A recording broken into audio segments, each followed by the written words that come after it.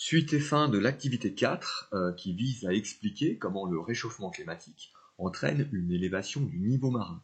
Précédemment, on a vu en modélisant la fonte des glaces océaniques, de la banquise, que celle-ci n'était pas la cause de l'élévation du niveau des océans. Une autre expérience qui est tout à fait facile à réaliser également consiste à modéliser la fonte des glaces continentales. Alors voilà le dispositif, il ressemble beaucoup à celui que je vous ai montré précédemment, à la différence que la glace n'est pas dans l'eau initialement, mais dans une cuillère qui représente ici une surface de terre émergée. Alors on a un niveau d'eau qui est à 10 cm au départ, et lorsque la glace fond sur le continent, l'eau s'écoule et se dirige toujours vers le point le plus bas, qui est généralement le niveau de la mer. C'est donc sans surprise que l'on a une élévation du niveau de l'eau suite à l'apport de glace fondue. Alors là, on a une montée de 1 cm, puisque le verre est assez étroit, mais cette valeur finalement ne signifie rien de particulier. On passe à la consigne 2, qui est la suivante. À l'aide du fichier KMZ, quelques conséquences du changement climatique, visualisez sur Google Earth l'évolution de la glace continentale dans la région de Keikata, qui se trouve au Groenland. Alors, vous trouverez dans la description de la vidéo un lien pour télécharger le fichier, dont l'extension est KMZ. Les fichiers KMZ, ils contiennent des données directement exploitables sous Google Earth, une application que vous connaissez, et que vous avez sans doute déjà utilisé au cours de votre scolarité. Donc, il va falloir télécharger et installer la version pro de Google Earth sur un ordinateur pour faire ce travail, puisque la version en ligne est pour l'instant pas assez performante pour gérer les fichiers KMZ. Bon, on va les jeter un coup d'œil là-dessus. Donc, il faut trouver le fichier KMZ. Moi, je l'ai mis dans un fichier particulier qui est ici. Je clique sur le fichier. Il s'ouvre automatiquement avec Google Earth, qui est bien sûr précédemment installé. Cette fenêtre, j'en ai pas besoin. Hop là. Ça non plus. Donc, je reconnais l'interface classique avec le globe terrestre que je peux manipuler facilement. Deux fenêtres à gauche. La première, c'est les calques, avec des cases que vous pouvez cocher ou décocher. Donc, par exemple, si vous voulez enlever les frontières et les jambes, vous n'avez qu'à faire ça. D'accord. Et puis surtout, les lieux qui vont nous intéresser. Et dans ces lieux, vous voyez qu'il y a plein de données qui sont venues apparaître. C'est les données du fichier KMZ. Alors, si par exemple, je clique sur, au hasard, la banquise arctique, c'est pas ça qui nous intéresse, mais c'est juste pour vous montrer. Je double-clique ici, j'ai un petit travail qui m'est suggéré, mais je suis pas obligé de le faire. Là, ça m'amène directement donc au pôle Nord, qui en reconnaît le Groenland, la banquise. La ligne rose, là, c'est un repère qui indique les limites de la banquise, enfin, la moyenne de la surface de la banquise entre 1981 et 2010. Et l'intérêt ici, c'est que j'ai un curseur chronologique qui me permet de faire évoluer les images satellites de 1979 jusqu'à 2017. Donc si je bouge si j'y arrive, ce curseur, qu'est-ce qui se passe? Alors, hop, voilà. Eh bien, je vois que la surface fluctue, la banquise fond, se reconstitue, etc. Et puis, plus je vais vers le temps présent, plus je vois que cette surface a tendance quand même à diminuer de manière assez constante, et au final, à l'époque récente, on a perdu une surface non négligeable de cette banquise qui, je le rappelle, est de la glace océanique. Ce qui nous intéresse ici, c'est pas la glace océanique, mais la glace continentale. Donc je vais choisir cette option-là. Je double-clique dessus, et ça va m'amener directement au Groenland, vers cette région de Keikata. Alors, c'est le même principe que tout à l'heure. J'ai ici un curseur chronologique que je vais pouvoir bouger et observer les images satellites correspondantes. Donc, on a ici du blanc, donc c'est de la neige ou de la glace qui est sur le continent. Et si j'avance, donc la première image était prise en 1984. Si j'avance vers des temps plus récents, d'accord, eh bien, je vois que cette glace, elle a tendance à disparaître. Elle a fondu, d'accord. Regardez par exemple cette image par rapport à la première. Vous voyez que c'est quand même assez net, d'accord.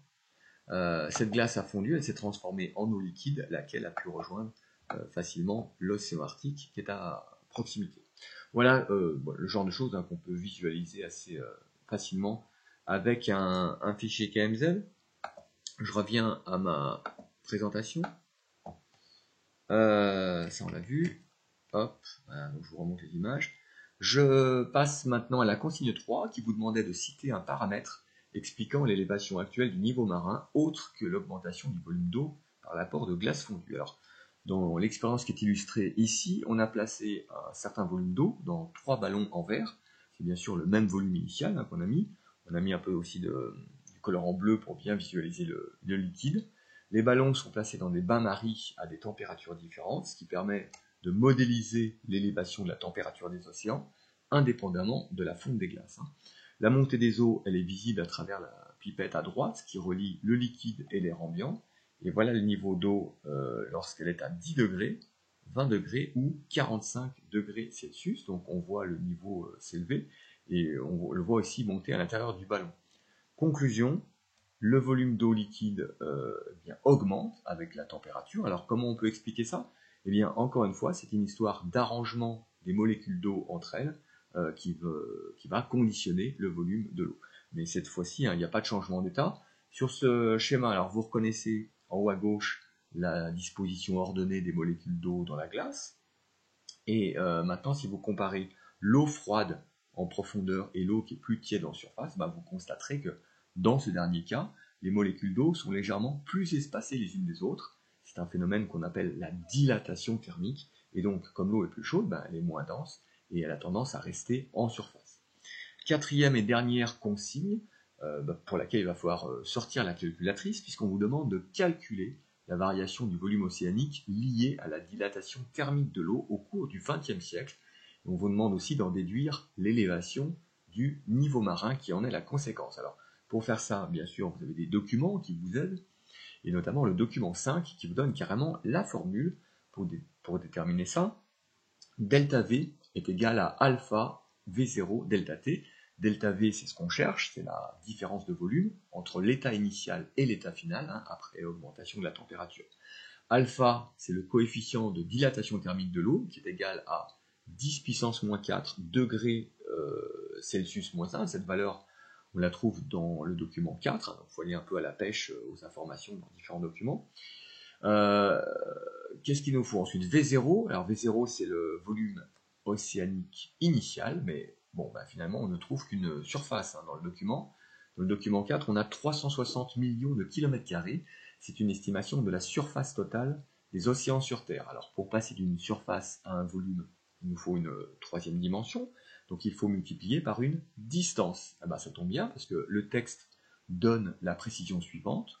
On peut considérer que seule la couche superficielle océanique, qui s'étend de la surface de l'océan jusqu'à 1000 mètres de profondeur environ, a subi ce changement de température. Donc c'est l'épaisseur superficielle de l'océan qu'il faut considérer, c'est-à-dire 1 km, ce qui nous permet d'avoir un volume, et comme on multiplie des kilomètres carrés par des kilomètres, ça nous donne des kilomètres cubes. La valeur numérique, elle ne change pas puisqu'on multiplie par 1. Il nous manque le delta T. Alors, delta T, c'est la différence de température, dont on nous dit qu'elle est égale à plus 0,6 degrés Celsius. Bon, très bien. Il suffit maintenant de faire l'application numérique.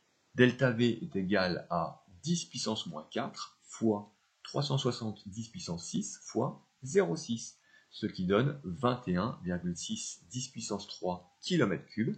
Alors cette valeur, elle n'est pas très parlante, c'est pas évident de se représenter ce volume réparti sur toute la surface océanique, mais si justement on le rapporte à la surface totale des océans, ce sont les 360 10 puissance 6 km² de tout à l'heure, eh bien ça va nous donner une hauteur en kilomètres qui est égale à 6 10 puissance moins 5, autrement dit 6 cm. 6 cm qui, je le rappelle, correspondent à l'élévation de la hauteur des océans due uniquement à la dilatation thermique. Donc finalement, c'est pas toujours celui qu'on croit qui a raison, et cette activité, je l'espère, aura eu le mérite de remettre les choses à leur place. Voilà, tout est dit, c'est le moment de se résumer avec la notion 4, qui reprend l'essentiel à retenir, et qui est à recopier dans le cahier comme d'habitude. Ceci marque la fin de l'activité, mais aussi du chapitre, même si on continuera à parler du climat encore pendant un petit moment.